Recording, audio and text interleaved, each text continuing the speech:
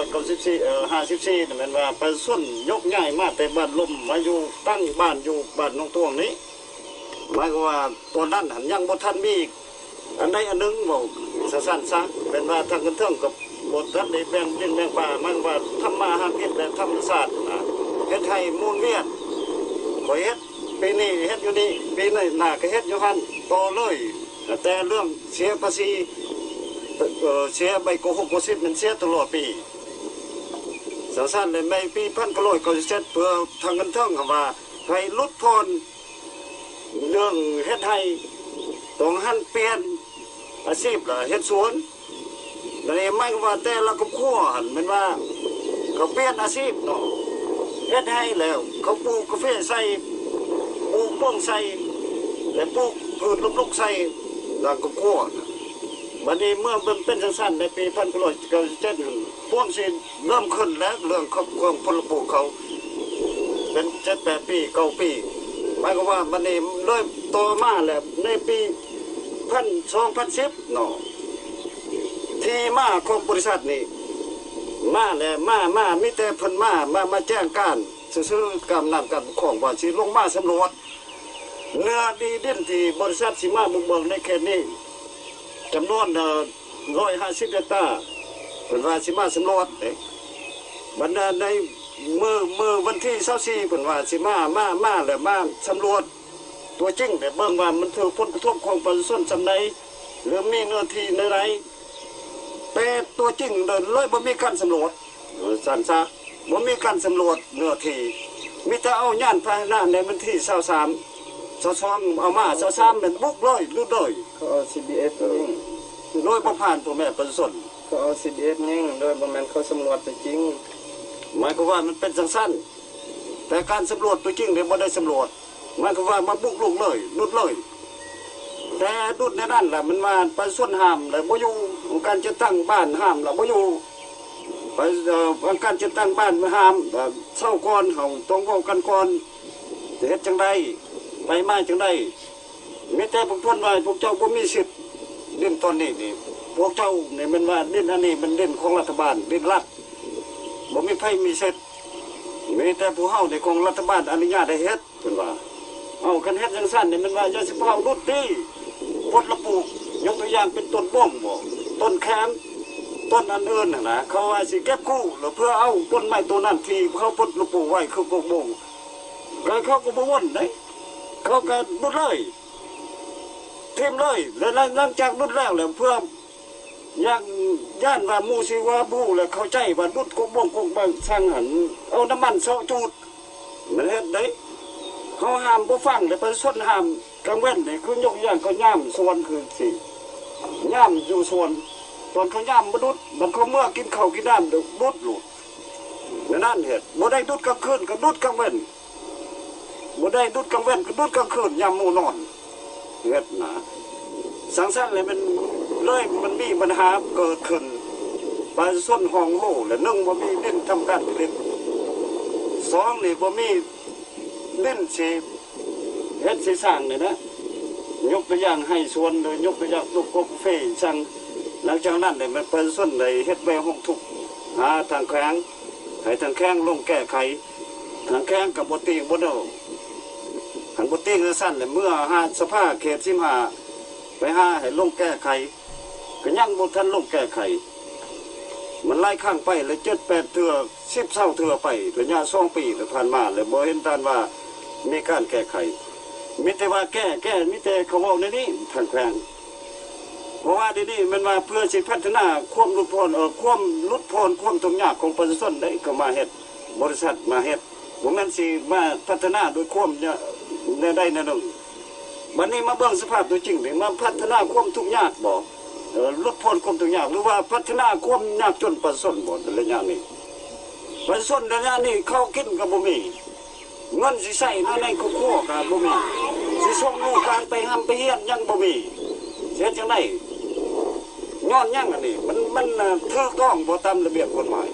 ในเมื่อก่อนเพิ่นมาปุกในเขตนี้นี่มันว่าโดยบ่ได้ผ่านอนุญาตจากบ้านจากประชาชนสังสรรค์เลยมันว่าเกิดมีปัญหาสังสรรค์เลยมันว่าเฮามันว่า ขึ้นเสนอแต่ละขั้นนะขอความเป็นธรรมจากขันเทิงเพราะว่ามันหันสิเฮ็ดแห้งประชาชนอยากเฮ็ดอยู่แห้งเขาห้ามประชาชนเด็ดขาดบ่แต่ต้องสู้โดยความเป็นธรรมว่าถ้าว่ากฎหมายเป็นกฎหมายถ้าว่า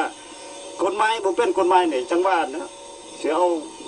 ระบบนักทุนนี่มาคู่ที่ประชาชนในสุดขันเทิงขันสิบ่เอาระบบนายทุนนี่มันว่าเฮาเป็นสังคมนิยมเลยเป็นสังคมนิยมแล้วต้องมีสิทธิ์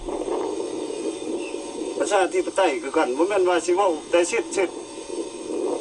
ประชาชนคือเพิ่นเว้านะพวกที่ดินแห่งพวกที่ดินเมืองพวกที่ดินแข่งว่าประชาชนบ่มีสิทธิ์ว่าในเป็นดินตอนนี้มันบ่มีสิทธิ์เว้าไผก็ยังหายนะกันว่าบ่มีสิทธิ์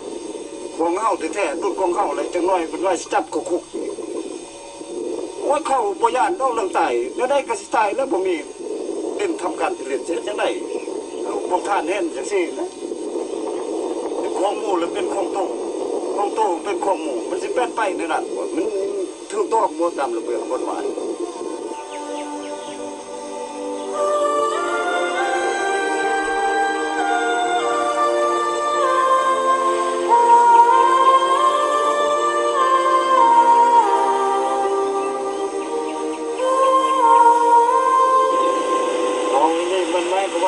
ส่วนคนเมื่อเป็นเรื่องคนกระทบคนเสียหายบ้างให้พวกการเพิ่มความมันแรงแท้ทุกคนแท้หมายความว่านี่หมายความว่าแต่ประชาชนที่ถูกคนกระทบเสียหายข้าพเจ้าเองหันแม่นประชาชนบ้านน้องเม็กแต่ได้สืบเนื้อแทนแนวกับชี้มือของพ่อของแม่ดินต้นนี่ขยะนี่เองยัง30-40 เมตรนี่ลงไปหาที่ตะวันตกติดกับห้วยกระถางนี่นะดินของพ่อของแม่ได้สืบทอดตั้งแต่ปู่ย่าตายายพุ่นพ่อแม่เสียไปแล้วมันข้าพเจ้าหันได้สืบเพิ่นหันรักษามังแรงอยู่ในนี้รวมทั้งหมดตั้งแต่เราปลูกกันหดปี2000ที่ไปพันดูทันได้13 ปีแล้วแต่ว่าเนื้อที่มังแรงของข้าพเจ้ามี2.7 เฮกตาร์ถือเพิ่นรุดบัดบ่ได้เหลือพอกจากรุดแล้วเพิ่นลักษณะเพิ่นทำลายหลักฐานโดยการจูดเผาตามแคมแหวนจนงดเกี่ยงบริเรือในเมื่อเวลาข้าพเจ้าเห็นคือจังสันแล้วพวกข้าพเจ้าอยากขอให้พวกคนหันทบแทนค่าเสียหายและดินนะพวกข้าพเจ้านี่จะเอาคืนแต่ว่าเพิ่นก็ยังบ่ทันได้เฮ็ดระยะ2-3 เดือนนั้นเพิ่นลงแก้ไขให้พวกข้าพเจ้าเอาเงินหมายถึงว่าเพิ่นได้ตีราคาว่ามังแรงหันเฮกตาร์นึงหัน2 ล้านกาแฟอีกตาหนึ่งหัน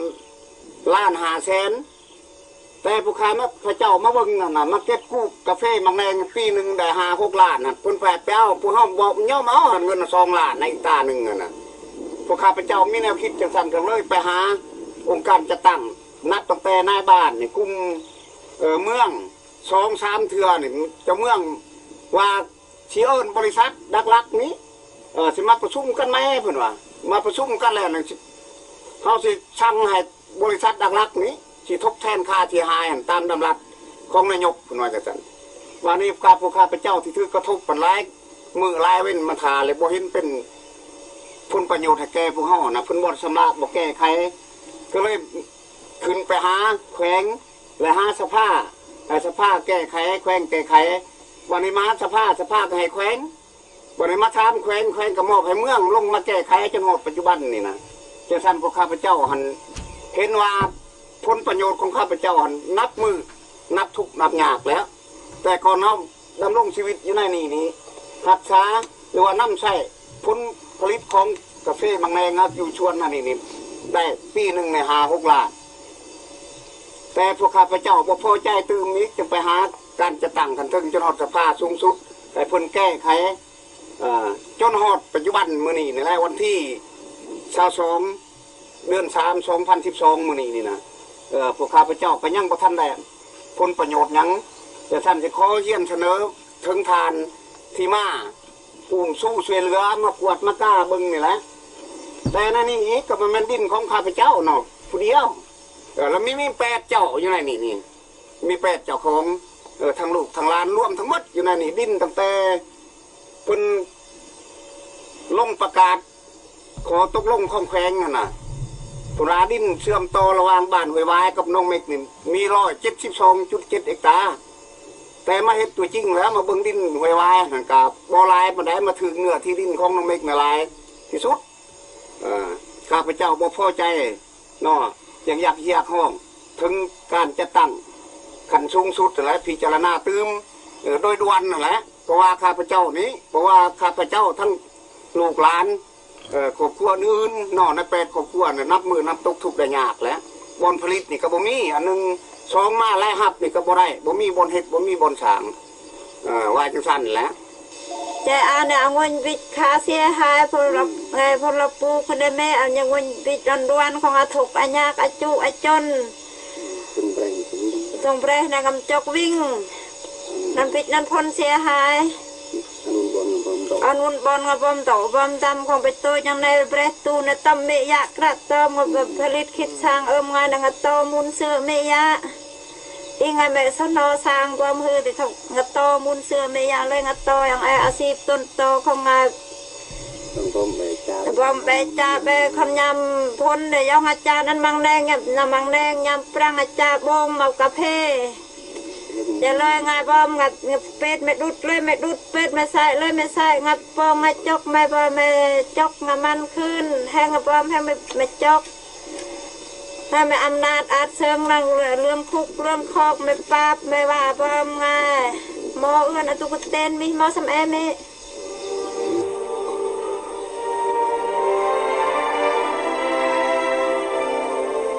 เล่นต้นนี้มันเล่น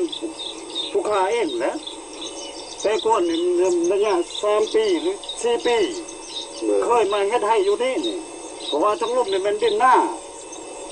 ในเมื่อสั้นในปี2010เดือน11หั่นเดือน11โตเดือน12หั่นเขาท่วมสุกเฮิมหั่นมันว่าทางบริษัทนั้นรถทมเลยนี่จนฮอดตกอยู่ใจกลางของส่วนบริษัทมันรถทมเลยเขาไม่ก็ว่าแบบบ่ให้สาดสูญน่ะแต่สั้นได้เมียผู้ข้าไปห้ามยังบ่ฟังดุดเลยสั่งรถสั้นแล้วมันว่าเดี๋ยวนี้มันว่าเฮานี่แล้วได้ก็ตามเฮาต้องยันเอาขึ้นนะเด่นตอนนี้บ่แม่นว่าสิป้าให้หมู่แล้วได้ก็แนวนะบ่เจ้ามาเฮ็ดเจ้าบ่ได้ขออนุญาตจากผู้ขายเองนั่นนี่แล้วไม่ฟองไม่ไผ่หวานเขาเอิ้นพื้นเมืองเขาเอิ้นไม่ไผ่หวานของบ้านนี่เคยปลูกตั้งแต่ดึกดำบรรพ์อันนึงมาเขาเฮ็ดเพื่อนเฮ็ดซ่านอันสองมาเขาก็เฮ็ดครัวสวนบนนี้ป่าต้นทุกหญ้าตัวนี้เล็กมาจอกมาจับเข้ากับผ้าตัวนี้เป็นหัวเห็ดสวนหรือว่าเห็ดเพื่อนเห็ดตูกเห็ดเทียงกับบริษัทเอาสแปนมาเลยก็มารถถิ่มมัดรถแบบทั้งรถแล้วก็รถเป็นกองไว้แล้วก็ทำลายหลักฐานเห็ดไถ่บ่มีศาสตร์ศพบ่เนี่ยทั้งกสิกรรมเมืองทั้งที่ดินเมืองมากกว่าการถามหาศาสตร์ศพถามจากนั้นมันของพวกบริษัทจูดใหม่มดตัวมีหลักฐานพวกชาวบ้านได้เคยทำการผลิตนะปลูกกาแฟยกโมเมนต์แต่กาแฟเดียวนี่ก็ปลูกซ่อนจังซี่แล้วทั้งวงกาแฟน้ำวันเมื่อเวลาบริษัทมันลดกันลดทั้งกาแฟทั้งวงหมดนะเอาไป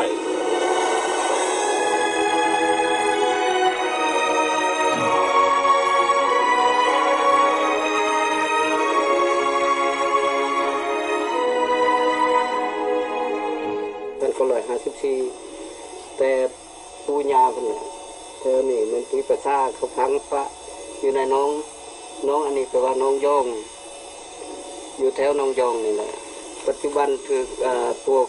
อัสเปนทุกบุกเบิกโคคิดนี่เขาดุดถมลงมัดแหละเงื่อนไผ่ใหม่นี่ตามขวานมันคิดลักหอตั้งแต่เขาดุดหอนะระยะ30 เมตรเขาบ่ให้แต่ต้มวันนี้พี่พนรุดนั่นรุด30 เมตรก็ถือคนหินลักโฮคนปักไว้สุดท้ายแล้วมาเบิ้งปลาชุนในบ้านน้องเทื่อมนี่ก็มีเจ็บมีเป็นบ้าเป็นมูสไปบ้าเชียจิตบ้านนี้มีฮอตไฟใหม่ฮอตเทื่อนฮอตซ่านนี่นะคือเห็นน้ำกันอย่างทีนี่แหละบ้านนี้คนจะแป้งนี่ได้มื้อนี้นี่แหละคนแป้งโฮหันเป็นว่าพิษแล้วครูบาอาจารย์ว่าเฮ็ดแนวนี้นะบ่ถูกแล้ว การเจ็บการเป็นการลมหายตายจากกับบุคคลหมู่เป็นบาปเป็นหมู่ไปทึกนึกนองว่า